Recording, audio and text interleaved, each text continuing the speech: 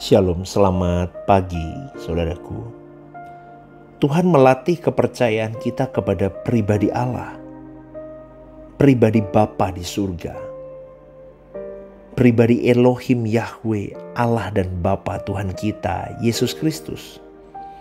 Ketika kita sedang menghadapi problematika hidup, semakin berat masalah yang kita jalani, semakin terjepit keadaan kita, semakin kita dilatih untuk mempercayai pribadinya, saudaraku. Kepercayaan itu tidak kelihatan. Ada di dalam batin atau hati yang tentu bisa terekspresi dalam sikap maupun perbuatan. Coba kita membayangkan bagaimana bangsa Israel, umat pilihan Allah, secara darah daging, keturunan Abraham, menghadapi berbagai persoalan hidup. Di situ Allah sengaja memperhadapkan bangsa Israel untuk memilih mempercayai Elohim Yahweh atau mempercayai yang lain.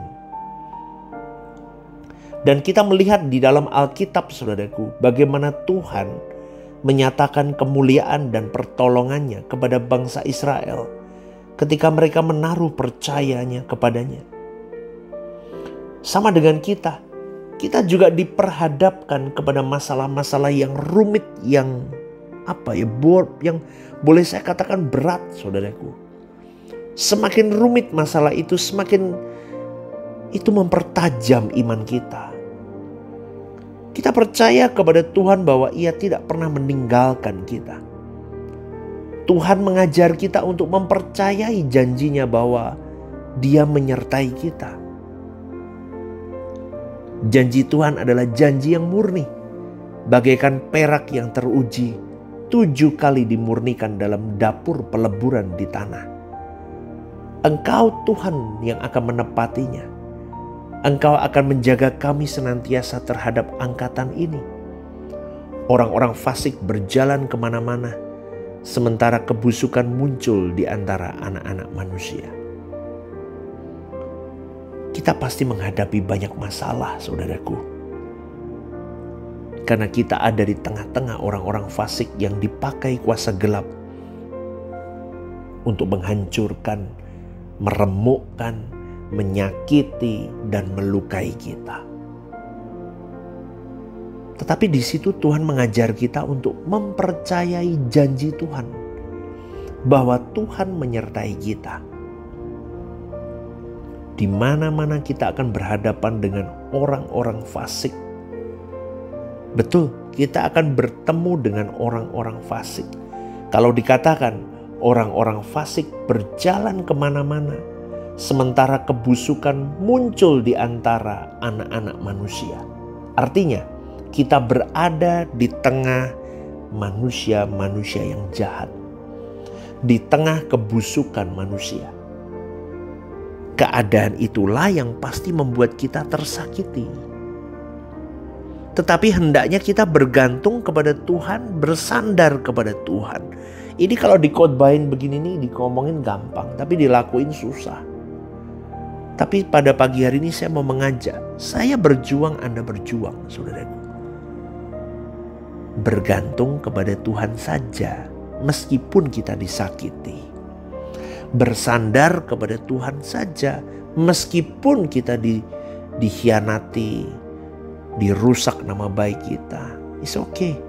Karena kalau kita bergantung dan bersandar kepada Tuhan, berarti kita harus hidup di dalam kebenaran dan kesucian.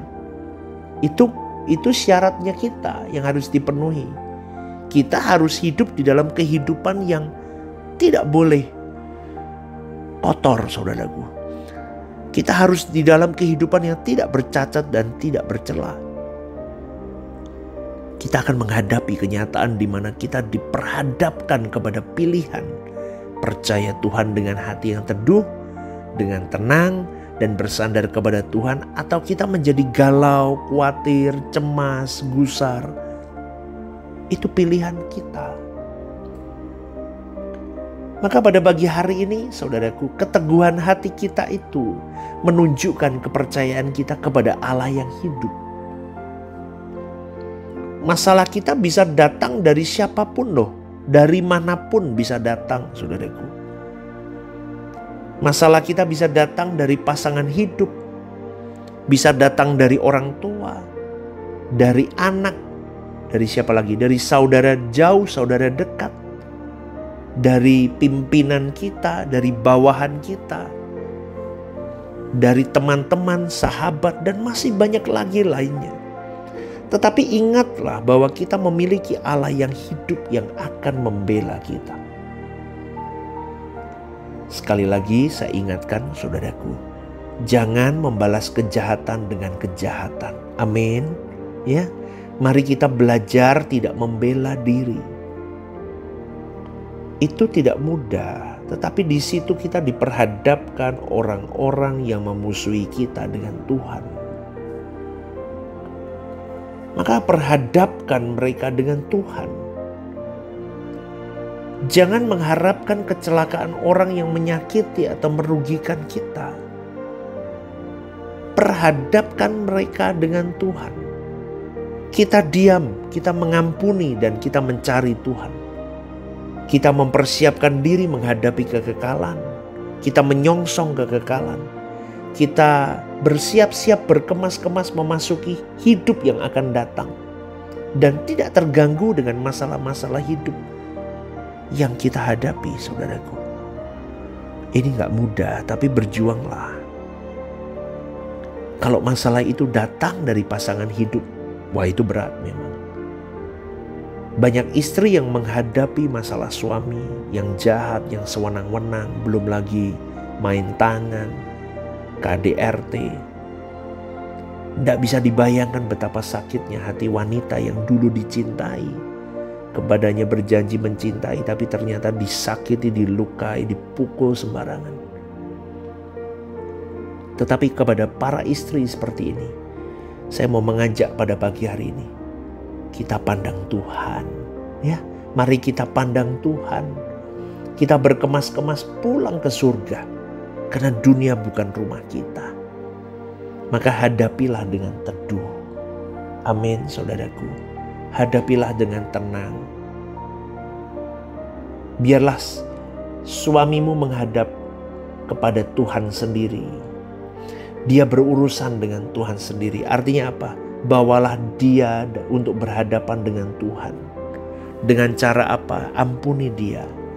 Dan jaga hatimu, jaga mulutmu, dan jaga tingkah lakumu. Tetaplah teduh, tetaplah tenang.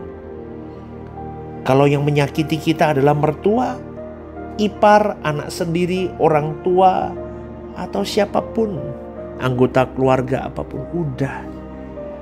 Diam, saudaraku. Kita cukup dengan diam. Kita gak perlu klarifikasi, kita diam.